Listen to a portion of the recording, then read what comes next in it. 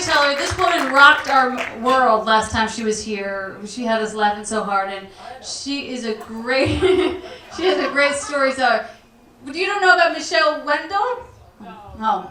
This because she had you laughing very hard than last time. I watched you. You guys, we had such a great night tonight. There's so many good storytellers. So give it up for all of them. And Michelle, when am I saying your name right? No, I feel like Weldon. Thank you. God, what the fuck, Maureen? Get some notes next time. That's my inner critic talking out loud. I laugh at it. I'm like, whatever.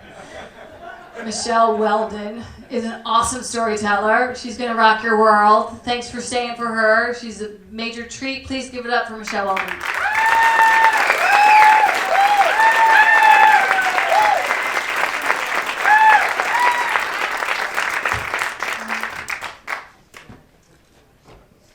I hear it's a year, a full calendar year. That's how long you have to write a thank you note. For a job recommendation, a $50 loan, a silky bathrobe, drinks on your birthday. I may be mistaken, and it really may just be for wedding presents, but I'm going by that rule. I'm not ungrateful. I am thankful for my privilege, for my parents, my brothers and sisters, my 3 grown sons who are all employed, even though Brendan still asks for money, and a litany of friends who stretch back to childhood, especially my roommate, Dana, all 4 years of college, who literally knows all my secrets because we wrote them down. Thankfully, that was before social media. I can never run for office. I am a cancer survivor, so bottom line, I'm happy to be here. And I'm happy to be here with you tonight. So tonight, I am presenting for the first time, drum roll, my list of twisted gratitude to those people, encounters, and incidents leaving indelible impressions, permanent markers, and not in a good way. The first of my special thanks goes to Susan by the pool. We were both about 6 on the swim team together at Riverside Golf Club in 1964. This was years before political correctness was invented. Our bracket of the swim team was called the midgets because we were short. There were 3 of us midgets, and I got 3rd place trophy out of 3. It said midgets on the trophy. So I was not really great at swimming. I think my parents thought I would get better. Like my older 5 brothers and sisters, Madeline was really good in butterfly, Mary Pat in freestyle. I wasn't so great. I remember one home meet in particular where I was swimming breaststroke across the width of the pool. I was taking these long strokes. I see my father out of the corner of my eye waving madly, "Get out! Get out!" When I finally make it to the side, he tells me the next race was starting. I didn't get a medal that day. On an otherwise very sunny afternoon, not a swim meet day, Susan and I were standing by the pool, waiting to jump in, I guess, or trying to decide when to go get an ice cream sandwich at the snack bar. Susan decided it would be really, really fun to detail all my faults to me. This was generations before the Bachelor franchise, you know, those close-up confessions about what each one of them hates about the other. She told me that she didn't like my bright blue bathing suit with the ruffles, or my flip-flops, or my bathing cap, or my zebra terry cloth robe with the hood. She said my stomach stuck out.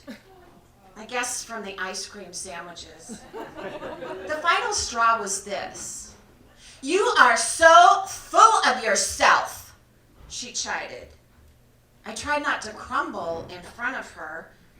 I nodded and walked away in silence, wishing that my mother, who was sitting fully dressed in a skirt and blouse and dress pumps reading on the other side of the chain link fence, that maybe she could gather all 6 of us and we could go home.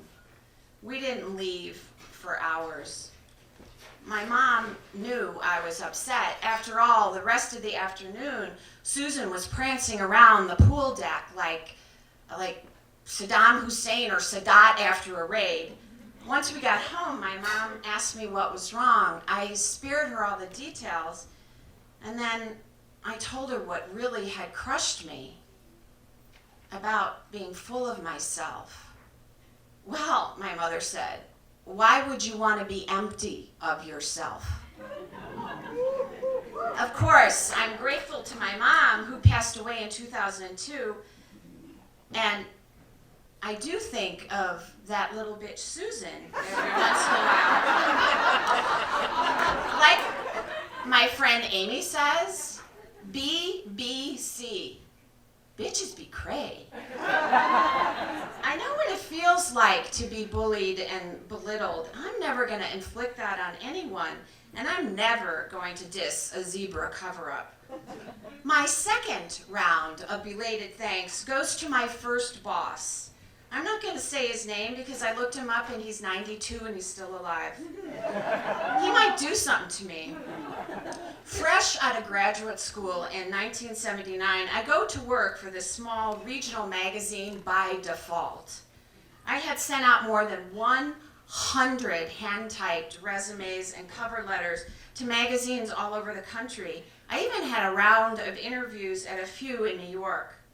One of my interviews was at Glamour magazine. After a whole day of questions, a typing and copy editing test for this third assistant's job, the interviewer asked me if I had any questions. Yeah. How do you get people to pose for the Glamour Don't photos? Now, for those men in here who don't know what that is, and how many women know what the Glamour Don't photos are? Yeah. Before there was Instagram and Twitter, these were the photos of if you wore the wrong thing, if you had tight pants or the wrong jacket, you were forever immortalized as a glamour don't in the magazine with no black box over your head. The interviewer seemed surprised. Why, we get staffers to pose for those. What? Why would anyone work here? I asked her. I mean, like you come wearing the wrong thing and they call you in for a photographer to take your picture? Now I was completely mortified. She offered me $8,000 a year for the job. Okay, this was 1979. This was not 1779. How can anyone live on that? I asked her. She said very sternly, well, you have to have a lot of roommates. And a trust fund helps. I didn't have either. So I took this job in the Chicago suburbs as managing editor of this local magazine. I am living at home because I have no money, and it takes me 2 hours and 2 trains to get there. One train downtown, the next up north. The office consisted of the publisher, his wife, a secretary, and me. Yet the masthead was filled with all these names and titles, like about 12 people worked there. When is the assistant editor coming in? I asked about 2 weeks into the job. Oh, there is no assistant editor, the secretary says. All those names are made up. All those surnames just make it look larger than it is. One late afternoon, the publisher comes up to me at my desk. Are those new glasses? He says in an unusually cheery tone. Usually he didn't talk to me because on my first day, his wife said to me, I'm watching him around you. 22, he's 50 and really not all that tempting. So, back to the glasses. Why no, I've had these glasses a few years. Well, get a new prescription, because you missed 3 errors in the last magazine, and he slams his door. Thank you. From him I learned that not every man is a prince, not even a duke, like my father was or my brothers and sons are, and I'm grateful for that. So thank you, mean boss. I don't go in expecting bosses to be ethical even. I learned that you don't make stuff up to look better than you are, and you don't mentor someone by constantly criticizing them. Yelling and slamming and intimidating are not cool. Real power is not about making someone afraid of you. My third twisted note of thanks, here's a good one, would go to another boss. This is at a large metropolitan newspaper where I worked in the 80s. I was in my 20s. The office was pretty much good old boys. There was a whole lot of wrong going on in that paper. A lot of people smoked at their desks. It was before policy sent everyone outside. So there was also this smoking room in the center of the office. So when someone opened the door, these clouds of smoke would waft across the newsroom and you could choke. People drank at their desks in the day. A whole lot of wrong was going on. Editors dating reporters, bosses making comments about what you look like, sit on my lap, you look sexy. It was a whole building full of Matt Lauer and Charlie Rose and Harvey Weinstein. This is back when Me Too did not mean what it means now. Me Too was what you said all the time. Someone's going out for pizza, who else is in? Me too! After work one day, the editor-in-chief was hosting a birthday party or a going-away party or who knows what party across the street at the bar. It was my first party with the cake. The sheet cake, sitting on a central table feet from the grimy bar, featured a naked torso of a woman drawn in icing. She was headless and armless. She had pink icing for nipples and black icing for her crotch. There weren't any letters on the cake, no good luck, Larry, or congratulations, Tom. Just a naked, anatomically correct sugar baby. So I did what any feminist would do. I took 3 cocktail napkins from the bar and placed them on her icing. I made her a bathing suit. Who ruined the cake? The editor screamed. I did. She was cold. I am grateful to that creep because I have not been surprised by anything any creep has said since. I'm grateful for an instinct to act. And because of him, I learned it's always better to say something and do something when you see it's wrong.